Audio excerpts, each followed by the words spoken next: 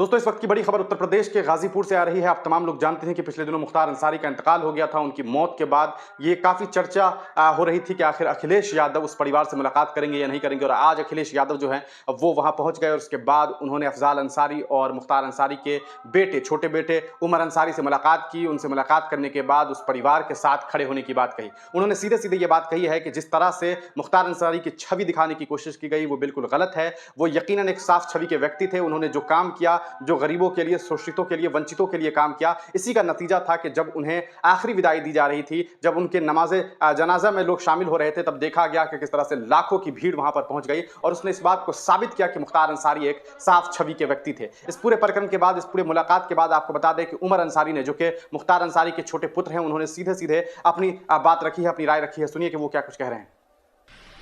माननीय राष्ट्रीय अध्यक्ष जी अखिलेश भी आए थे और बहुत हिम्मत बढ़ाया, हमारी साहस बढ़ाया।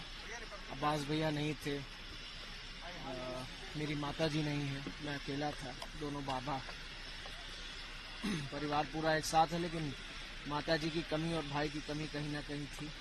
भैया ने आके बहुत हौसला दिया, बहुत हिम्मत दिया है और यकीनन उसका प्रभाव हम लोगों के सीनों पर पड़ा है।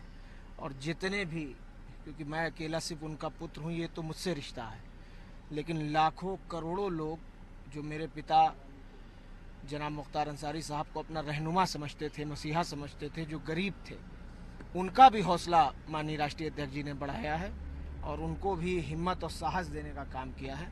और हम इसका प्रभाव हम सबके सीनों पर, हम सबके दिल पर पड़ा है। निश्चित तौर पे ये मुश्किल की घड़ी है, लेकिन आगे का रास्ता आप किस तरीके से देखते हैं? क्योंकि जो यूपी गवर्नमेंट है वो लगातार एक तरीके से हमलावर बनी हुई है। खुद सीएम योगी आदित्यनाथ इस तरीके के बयान दे रहे हैं कि जो भी इस तरीके का कानून व्यवस्था में बाधक बनेगा उसका राम नाम सत्य कराया जाएगा। तो इनकी पूरी जो बयान है उसको किस तरीके से आप देखते हैं? देखिए, हम तो ये कहेंगे कि जो उनकी गोद में है, जो उनके अपने हैं, चाहे सौजाती गुंडे हों, चाहे माफिया ब्रजेश सिंह हो, चाहे माफिया त्रिभुवन सिंह हो, चाहे और भी, उन पर कोई कार्रवाई नहीं होगी। उनकी गाड़ी की तलाशी भी नहीं ले सकता है कोई। कार्रवाई करना तो बहुत दूर की बात है। इसलिए ये बिल्कुल खोखली बात है और एक तरह से टारगेट करके, चाहे इंसान कुछ किया हो या ना किया हो, उसको टारगेट करके और उसको नुकसान पहुंचाना, उसको तकलीफ पहुंचाना, ये आज की राजनीति बन गई है, जो कि बहुत घातक और खतरनाक है।